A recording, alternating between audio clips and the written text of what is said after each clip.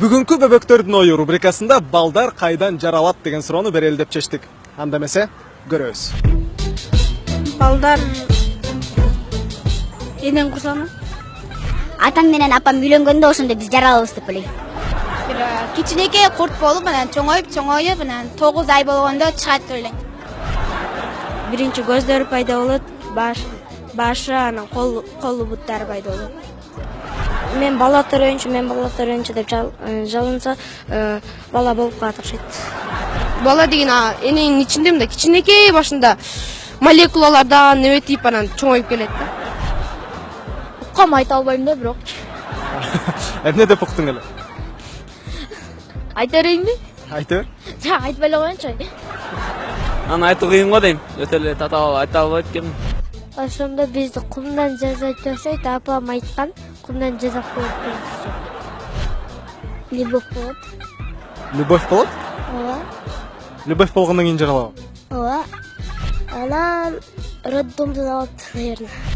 Апасынан, кантип жаралат апасынан? Апасы болсо аларды төрөйт да, ошон үчүн балдар жаралат. Кантип төрөйт?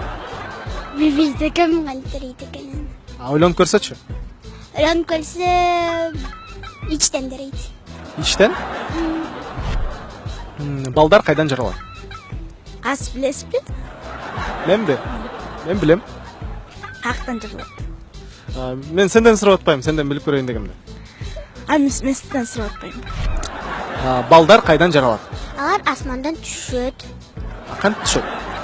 Ай болсо колдорун жасашат, күн болсо бутун жасашат, баары өкөтөн кошулуп беттерин, оосторун, жүрөктөрүн салышат.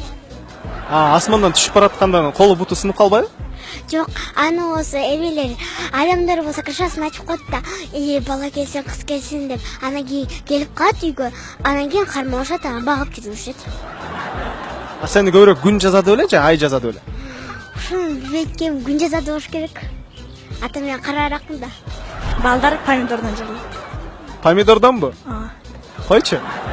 Анткени балдар төрөлгөндө кызыл болот. Балдар свет өчкөндө жаралат. Свет өчкөндөбү? Ооба. Кантип өчкөндө жаралат? Сабак окуп атканда свет өчүп калат, анан мен уктап калам. Сен үйүңдө свет көп өчөбү? Ооба. Бир жумада канча жолу өчөт? 5-6 жыл өчөт.